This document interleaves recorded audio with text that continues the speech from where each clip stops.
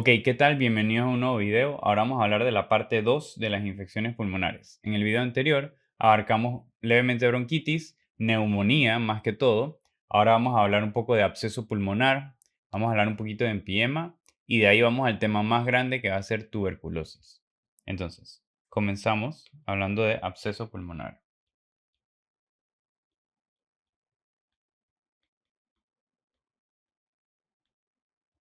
Ok, ¿qué es un absceso pulmonar? Bueno, primero que todo, lo más importante es que a diferencia de una neumonía, en una neumonía hay consolidado, hay edema, hay inflamación, pero no hay necrosis como tal del parenquima pulmonar. Usualmente uno se recupera de una neumonía y no hay pues daño al mismo parenquima pulmonar residual. A diferencia del absceso pulmonar, en el caso de absceso pulmonar estamos hablando de que para que sea absceso hubo necrosis del parenquima pulmonar. Entonces, eso es una de las cosas importantes. En los módulos de imagen que veríamos, para mencionarlo de manera un poco breve, veríamos que en vez de un consolidado, los pacientes tienen una cavidad, usualmente con una cápsula gruesa, puede o no tener niveles hidroaéreos, pero pues no es tan sencillo como un consolidado de una neumonía, sino que es más complejo. Hablando de los abscesos, ¿cuál es la etiología? Bueno, la etiología usualmente es mixta. Usualmente es una mezcla entre anaerobios y algunos microorganismos, como por ejemplo Staphylococcus aureus, Escherichia coli o Klebsiella, algunos microorganismos que son más destructivos que los microorganismos que usualmente causan las neumonías. De esta mixta, 45%, como les había dicho, incluyen anaerobios. No lo voy a anotar, estos anaerobios usualmente son Peptostreptococcus, Prevotella o Fusobacterium.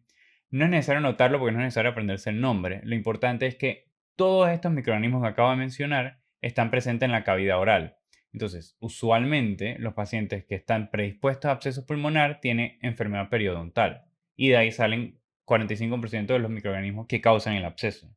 El otro 45% son los que le dije: Staph, Staph aureus, E. coli y Klebsiella.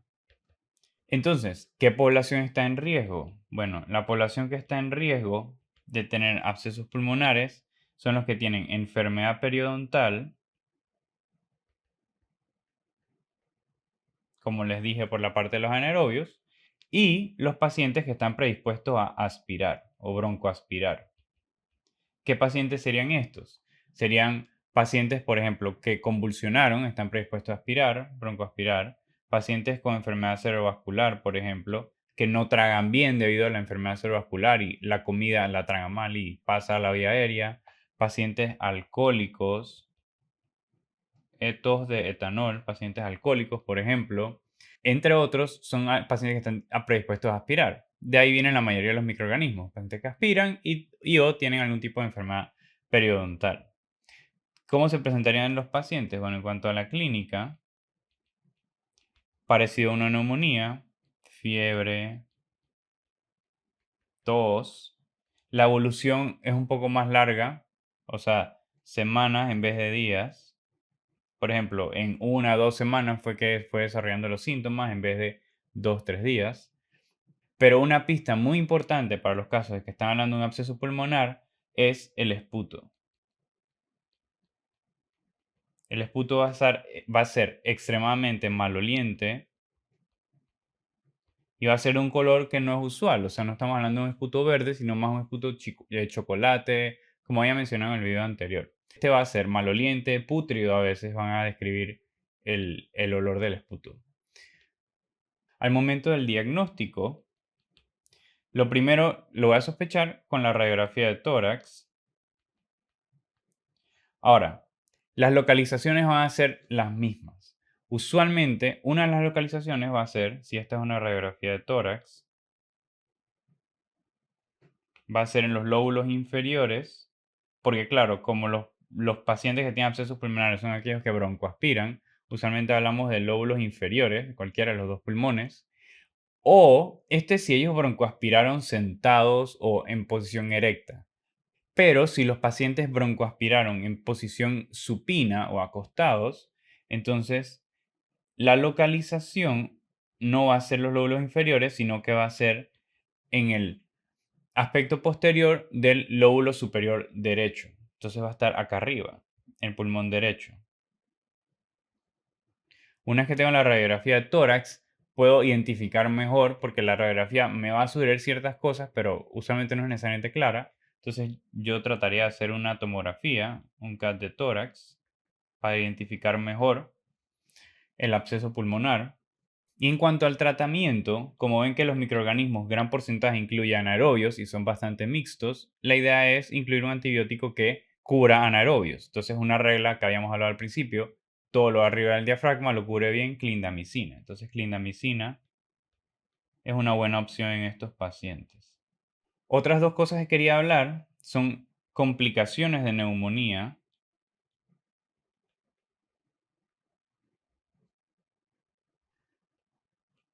NAC. NAC de neumonía adquirida en la comunidad, aunque puede ser también con la neumonía nosocomial. Bueno, puede tener dos complicaciones. Una leve, que es algo que se llama efusión paraneumónica,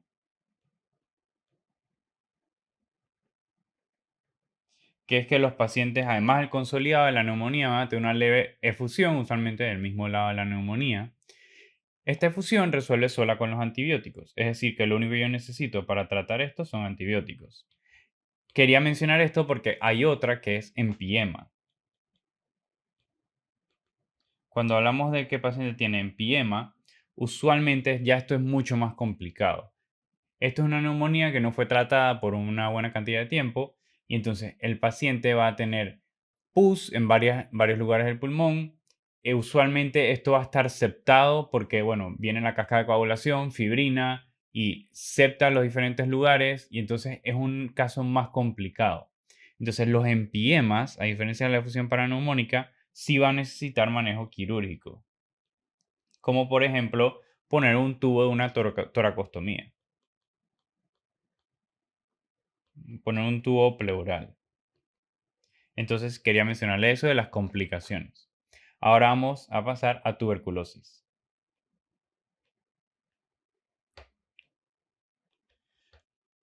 Tuberculosis lo podemos dividir en tuberculosis primaria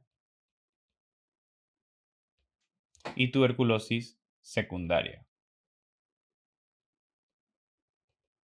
La primaria podemos estar hablando de latente y podemos estar hablando de activa, activa primaria. Para explicarme mejor, voy a contarlo como una manera de historia. Una persona está expuesta al Mycobacterium tuberculosis. El cuerpo lo que va a hacer es que va a formar el complejo de Ghon para combatir la infección. El complejo de Ghon es un granuloma, usualmente periférico, más linfadenopatía hilar.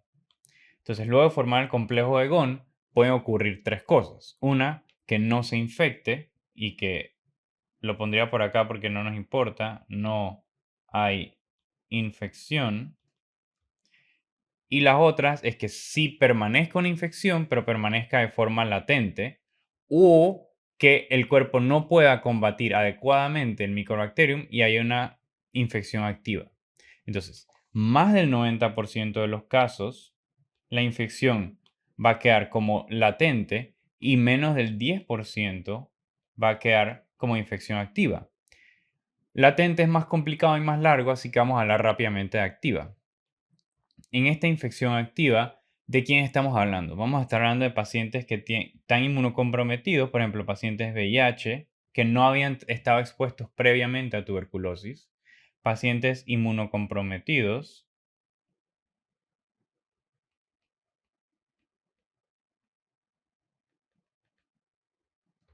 Estos pacientes desarrollan tuberculosis activa, que va a ser lo mismo que va a escribir en secundaria, y que si el paciente es muy inmunocomprometido, tiene el riesgo de progresar a tuberculosis miliar.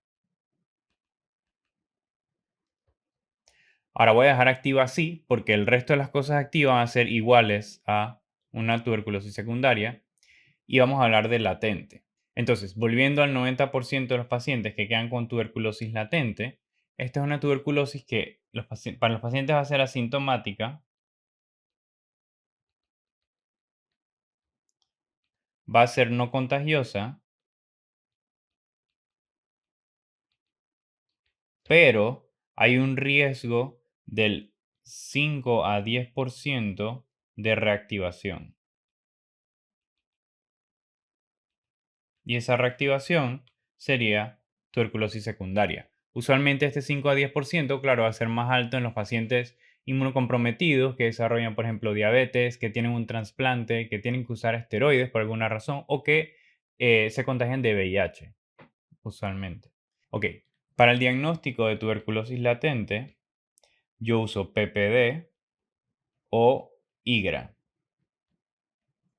PPD es un derivado de tuberculina que yo se le inyecto a la piel al paciente y 48 a 72 horas después veo qué tanta induración hubo en esa área. Después vamos a hablar de los números. Y IGRA es un test de sangre que es Interferon Gamma Release Assay. Y bueno, en el test de sangre determina si es positivo o negativo. ¿A quién yo le hago estos tests? Yo se lo voy a hacer a los pacientes en que tengo baja sospecha de tuberculosis. Como por ejemplo, las personas que van a ir a un viaje de un país a otro y a veces les requieren, hazte un PPD o hazte un IGRA para saber que no has sido expuesto a tuberculosis y no tienes tuberculosis latente. Por ejemplo, para descartar tuberculosis, tengo una sospecha muy baja de que el paciente lo tiene, pero igual quiero hacerle el test para ver si tiene tuberculosis latente, etcétera. Esas son algunas probabilidades en quien haría PPD o IGRA.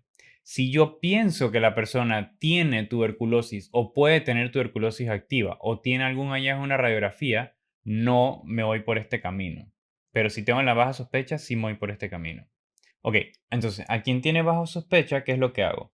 Realizo la PPD cuando es positiva. Bueno, hay tres posibilidades. Uno, es positiva si la induración es mayor a 5 milímetros en los pacientes que son VIH o inmunosuprimidos. También si el paciente ha tenido una exposición muy cercana a una persona que es activamente tiene tuberculosis o tiene una evidencia radiográfica con una induración más de 5 milímetros, es positiva la prueba. Aquí en los inmunosuprimidos incluye a los pacientes que son post-trasplantados. Ok, la otra posibilidad es que sean más de 10 milímetros. La induración más de 10 milímetros es positiva en las personas o en los pacientes de riesgo. ¿Quiénes son los pacientes de riesgo? Bueno, realmente en el caso de Panamá, por ejemplo, involucra casi todo el mundo, porque es los individuos que están en un país endémico para tuberculosis. Entonces, varios países de Centroamérica, África, etcétera, incluyen esos 10 milímetros. Otra posibilidad son lugares que son de alto riesgo, como lugares como qué, como las prisiones o cárceles, como los lugares donde dan refugio, refugios de indigentes, por ejemplo, personas que trabajan en esos lugares, personas que usan drogas intravenosas también son de alto riesgo, individuos con diabetes o enfermedad renal, niños menores de 5 años de edad. O sea, al final, mucha gente cae dentro de esa población de riesgo. Y la otra posibilidad es que sea positivo en un paciente que no tiene riesgo, que es más de 15 milímetros. Entonces, cuando se imaginan 15 milímetros, ahí piensen la persona que vive en un lugar donde su país no hay tuberculosis, donde yo le hago la PPD, pero estoy 100% esperando que sea negativo y no ha tenido ningún tipo de exposición. En algún estado, por ejemplo, en algún estado de Estados Unidos, en donde hay 0 casos de tuberculosis. Entonces, es una persona sin riesgo. De resto, la mayoría van a ser positivos con 10 milímetros. Entonces, estos serían los casos que la PPD saldría positiva. Y bueno, el IGRA no necesitamos saber los casos, el test solo nos dirá que es positivo. Entonces, una vez que le hago el PPD o el IGRA, tengo dos posibilidades. Una es que me salga positivo y otra es que me salga negativo. Si me sale positivo o si me sale negativo, dependiendo de la guía o a quien uno le pregunte, uno tendría que confirmar la positividad o negatividad. Lo que pasa es que estos tests pueden tener falsos positivos como pueden tener falsos negativos. Entonces, especialmente una persona que, por ejemplo, se realiza un PPD pero nunca se ha realizado un PPD antes, habría que repetirle ese PPD a las 2-3 semanas para confirmar que el resultado es verdaderamente negativo. Si el negativo es realmente negativo, perfecto.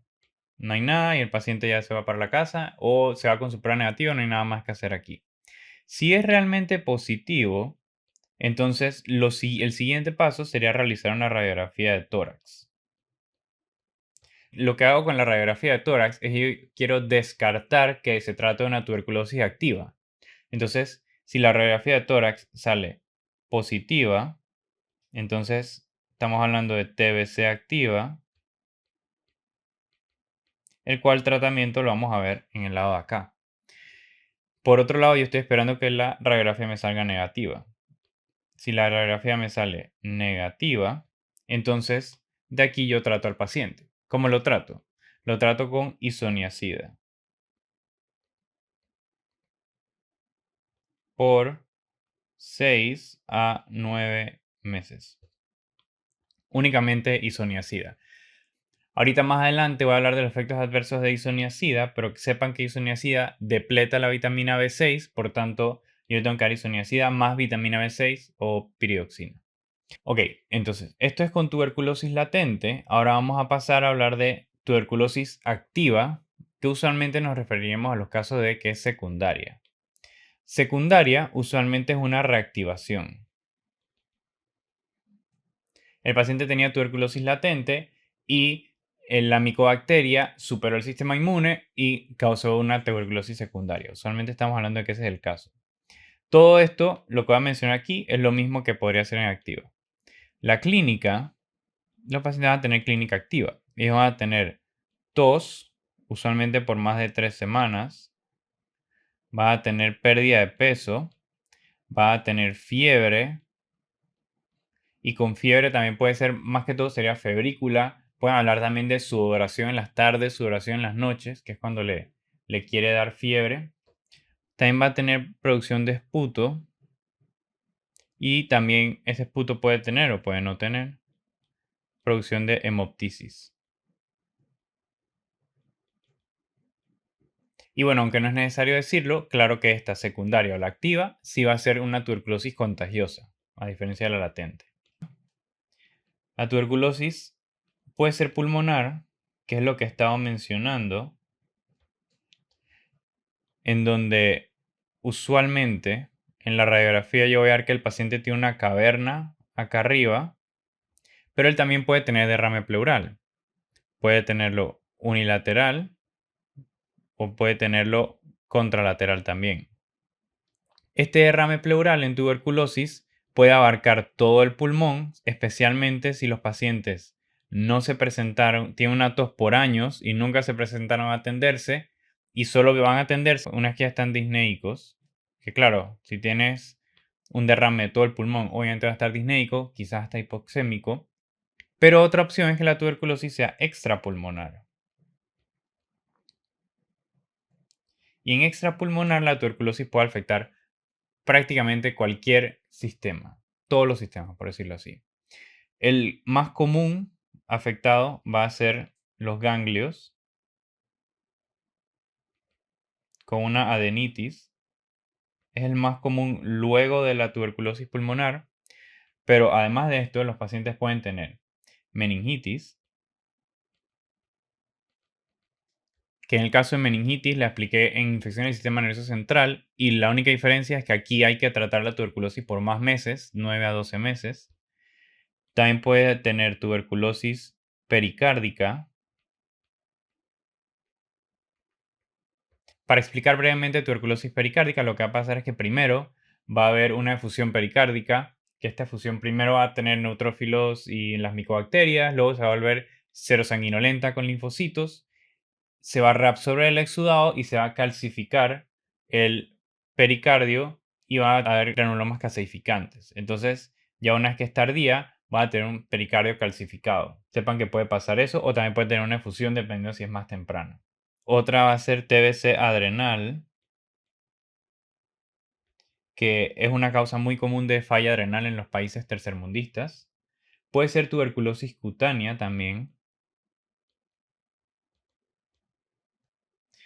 puede haber TBC gastrointestinal, que puede abarcar desde el esófago hasta el colon. Usualmente va a haber algún tipo de estenosis, algún tipo de granuloma, estrechez, etc. También puede haber TBC genitourinaria, GU de genitourinaria. Va a haber fibrosis en cualquier parte del tracto urinario, granulomas también en cualquier parte del tracto genitourinario. Y por último, otra posibilidad de tuberculosis extrapulmonar va a ser enfermedad de Pott, donde involucra las vértebras. En cualquier caso, sea pulmonar o sea cualquiera de las otras, vamos a hablar del diagnóstico, pulmonar o extrapulmonar. En cuanto al diagnóstico, si es pulmonar y el paciente produce esputo, lo ideal va a ser recolectar esputo, numeral 3 veces, el primero en la mañana. Este esputo lo voy a dar al microscopio con la tinción de Ziehl-Neelsen. Otra cosa que puede hacerle PCR del bacilo, que la verdad es que tiene una sensibilidad bien alta, así que eso es importante. Y otro es cultivo del bacilo. Solo que el tema del cultivo es que demora demasiado, así que usualmente no va a ser la respuesta. Además del esputo, hay otras posibilidades de diagnóstico.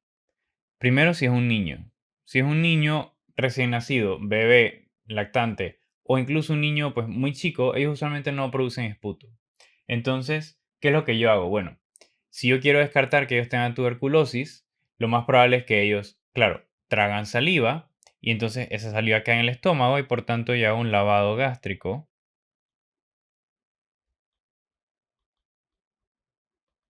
y busco tuberculosis en el lavado gástrico. Esto sí es un niño. Si yo por alguna razón le tengo que hacer una broncoscopia al paciente, puedo hacer un lavado bronquiolveolar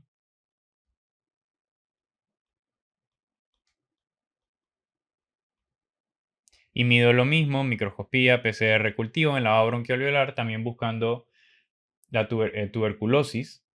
Hay otras posibilidades si el paciente tiene derrame pleural,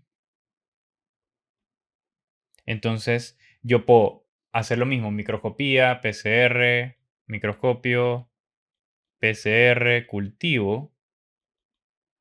Pero en el líquido pleural, además, yo mediría algo que se llama ADA, adenosina de aminasa. Adenosina de aminasa es algo que tiene un valor predictivo negativo muchísimo, muy, muy alto para tuberculosis. ¿Qué significa esto? Si esto sale normal, descarto tuberculosis en el líquido pleural. Si esto sale elevado, en los casos clínicos me están apuntando a que el diagnóstico es tuberculosis. Es decir, vino un paciente, vino porque tenía un derrame pleural, le aspiraron el derrame pleural y viene que tiene ADA elevado en el derrame pleural. Me están diciendo que están hablando de tuberculosis. No es confirmatorio, pero que salga alto me indica que probablemente sea tuberculosis. Y sepan que en la toracocentesis adicional va a tener hallazgos de exudado en cuanto al LDH y la proteína, va a tener la glucosa baja y va a tener el pH abajo de 7.4. Una vez que diagnostico que el paciente tiene tuberculosis, entonces paso al tratamiento. ¿Cuál es el tratamiento de tuberculosis? Bueno, usualmente la mnemotecnia es RIPE de rifampicina, isoniazida, piracinamida y etambutol. Estos 4 yo se los doy por 2 meses al paciente y luego le doy por los otros 6 meses solo rifampicina e isoniazida. Entonces lo pongo así aparte. Así sería el tratamiento de tuberculosis. Si es tuberculosis meningia, alargo el tratamiento, o si es tuberculosis en el embarazo, también alargo el tratamiento.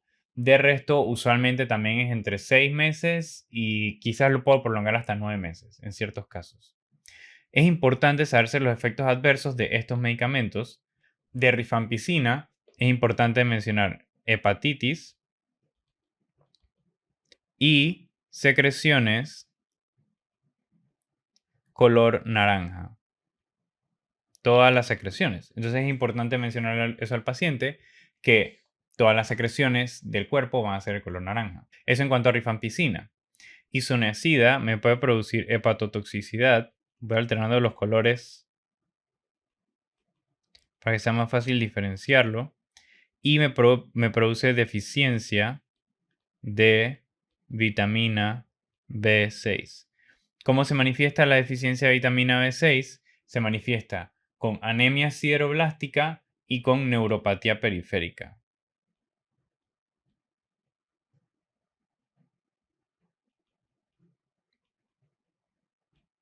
Entonces yo le tengo que dar piridoxina o vitamina B6 a estos pacientes profilácticamente, si están tomando isoniazida. También con isoniazida no puedo tomar alcohol.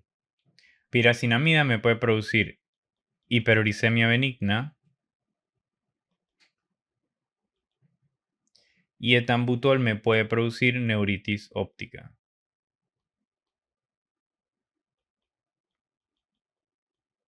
De resto, existe también tuberculosis resistente al tratamiento o multidrogoresistentes también, pero usualmente eso no lo va a preguntar el examen. Ya hasta el tratamiento normal y los efectos adversos de la primera línea es lo que van a preguntar.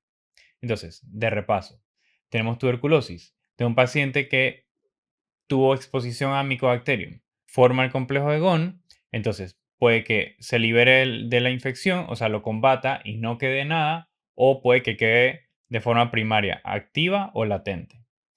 Si queda latente, entonces el paciente va a ser asintomático, no va a ser un paciente contagioso, pero hay un riesgo de reactivación del 5 al 10% durante toda su vida.